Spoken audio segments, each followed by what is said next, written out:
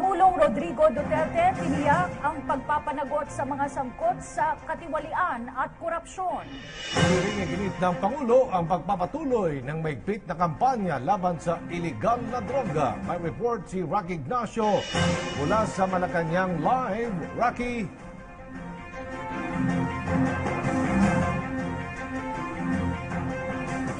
Sinagot ni Pangulong Rodrigo Duterte ang isyu kaugnay ng korupsyon ang kanyang kautosang pag-aresto sa isang kumpanya ng sigarilyo dahil sa umani katiwalian, pati na ang patuloy na laban kontra iligal na droga.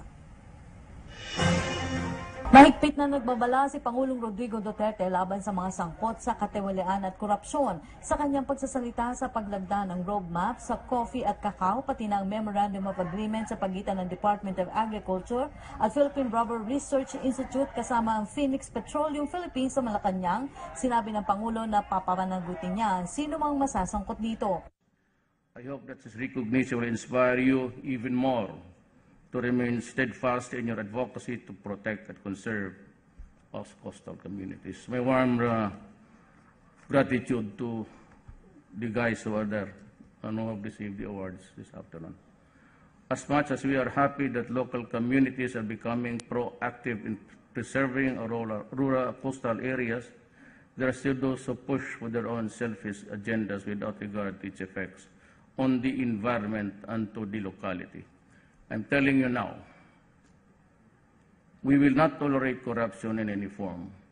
So let this serve as a caution to local officials who still condone illegal fishing activities in your areas. Stop now and suffer the consequences. Hinumpar na rin ng Pangulo ang kautusan na pag-aresto sa isang kumpanya ng sigarilyo dahil sa kasong economic sabotage, dahil na rin sa umano'y paggamit nito ng pekeng tax stamp. Yes, I ordered this arrest. Sir, why? Why, sir? Release the one behind it. Yeah, behind what, sir? Yung fake cigarette stamps. Okay. Sir, may bribery po ba, sir? Hindi lang yan. It's not a matter of BIR, tax laws. It's falsification. Aminado ang Pangulo na noong alkalde siya ay may nagbigay sa kanya ng regalo. Subalit ang makitang may laman itong pera, agad niyang ipinasoli sa kanyang assistant na si Bongo. I said there was a Christmas gift. It was a gun during the last Christmas. Sabi ko hindi ko tinanggap. And when I was mayor, wala namang sinabi. Basta iniwan lang. May hiningi, pabor. Sabi ko, I am not into it. Pero pag tindig niya, may naiwan doon na parang, hindi naman, wala namang bribery kasi wala namang sinabi. Gratis. Pinahabol ko kay Bong. Hindi ko, akala ko kung buti tatanggapin ko. Hindi naman ako inom eh. Binibigay ko lang. Pero yung tinignan ng aid ko, pera, sabi ko, ihabol mo kung saan yung gagong yan. So, nahabol niya sa aeroplano mismo. Davao. Sige lang, president na kayo, sir, no? President, last mayor ako. Samantala sa programa ng agrikultura, hiniling nitong suriing mabuti kung paano ginagampanan ni DNR Secretary Gina Lopez ang kanyang tungkulin. Aminado ito na kailangan ng dolyar ng Pilipinas sa pagmimina pero marapat rin silipin ang mga sinasabi ng kalihim kaugnay ng pagkasira ng kapaligiran. No, I want my country to earn. So I'm not saying that I am against mining per se. That I'm against big mining. Far from that, actually. I know that we need the dollars. But somehow we have to look at the other way in a different perspective. But tignan ninyo. She has a good case, Gina. And hopefully we can strike a happy compromise there. But more, I think, on the side of protecting the public interest. That is how I look at it. Kaya ako hindi ako nakialam. Never. Maraming tumatawag sa akin, mga classmate ko. They wanted me to call. I cannot do that. But for the life of me, I have never called any cabinet member for any reason at all. I confront them in the cabinet meetings. Muli rin iginiit nito ang pagpapatuloy na mahigpit na laban kontra iligal na droga. It's happening in all areas in the Philippines. The drug war, they're continuing in summer, latest, sila na doon. Sabi ko, hayaan mo na muna. Let them kill each other.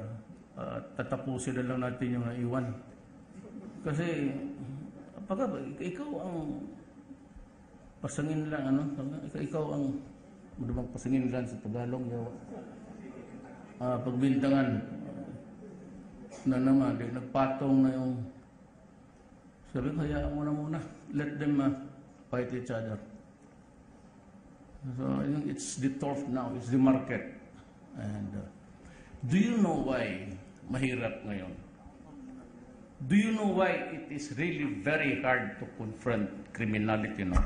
Confront. Ganito yan eh. It's always the fear of the law that stops someone or somebody from committing a crime or do a wrong. Ganun yan. Tayong sa panahon natin, we're always admonished to obey the law, even the mere ordinances of the city. Sa iba pang mga balita, lusot na sa Kamarang Panukalang pagbabalik sa parusang bitay. Di matapos bumoto ang 216 na mga mambabatas pabor dito sa ikatlo at pinalapagbasa sa mababang kapulungan. May report si Jervis Manan mula sa House of Representatives lang. Jervis! Matapos nga lang bumoto ng mga mambabatas kaugnay ng panukalang ibalik ang death penalty at pasado na nga ito sa mababang kapulungan. Kani-kanina lamang ang natapos yung botohan at sa botong 216-54-1 ay naipasa ito on third and final reading. Sa ngayon ay binibigyan na 3 minuto yung ilang mambabatas na gustong ipaliwanag yung kanilang boto. So 257 ang present na mga mambabatas sa sesyon ngayong araw pero nadagdagan pa yan nung nagsimulan ang botohan. In the end, 216 ang bumoto in favor dito, 54 ang tumutol at isa naman ang nag-abstain. Kasama sa mga bumoto in favor of the bill ay ang leadership ng Kamara kabilang na sina Speaker Pantaleon Alvarez, Majority Leader Fariñas, Justice Committee Chairman Ray Umali, Deputy Speaker Gwen Garcia, Deputy Speaker Fred Castro at iba pa. Kasama naman sa mga bumoto against the bill ay ang Makabayan Bloc gaya ni Nabayan Muna Congressman Caloy Zarate, ACT Teachers Party List Congressman Antonio Tinio, mga mambabatas mula sa Kabataan Party List, Gabriela, Anak Pawis at maging si Kabayan Congressman Harry Roque. Bumoto rin against the measure ang independent minority sa pamumuno ni Congressman Edsel Lagman. Karamihan ng mga miyembro ng Liberal Party ay against din sa death penalty at ang mga pro-life congressmen sa pangunguna naman ni Buhay Party List Congressman Lito Atienza. From the majority, ang bumoto laban dito ay sina Deputy Speaker Gloria Macapagal Arroyo at sina Batangas Congresswoman Vilma Santos Recto. Kanina ay sinubukan pa itong harangin pero hindi naman nagtagumpay at nag-proceed sila sa botohan. Aljo at Cathy, 8 buwan ang itinagal mula nang ihain ito hanggang sa maaprubahan ngayong araw. Sa pag-cover natin dito sa Batasang Pambansa, simula ng Duterte administration ay ito na nga yung pinaka-divisive at controversial na issue na ating nakita. Halos dumaan ito sa butas ng karayom dahil maraming ibinabatong mga kritisismo laban sa pagbabalik nito. Pero giit naman ng mga tutol, masyado raw minadali ang pagpapasa ng panukalang batas. 7 araw lang kasi itong napagdebatihan at 7 mambabatas lamang yung nakapag-interpellate dito. Ang purpose kasi ng debate is to thresh yung mga issues sa muling pagpapatupad nito, lalo na't buhay daw ang nakasalalay. Kanina ay nakausap natin si Speaker Pantaleon Alvarez at sinabi niya na itutuloy nila yung pagpapalit ng mga House leaders na bumoto laban o nag-abstain sa death penalty. Sa katunayan ay milistahan na raw sila ng mga mambabatas na ipapalit nila sa mga mababakanting pwesto. Right now, sa bersyong ipinasa ng Kongreso ay tanging drug-related charges lamang ang pwedeng patawan ng death penalty. Hindi pa kasama ang plunder, treason at rape pero plano raw itong isunod ni Speaker Alvarez.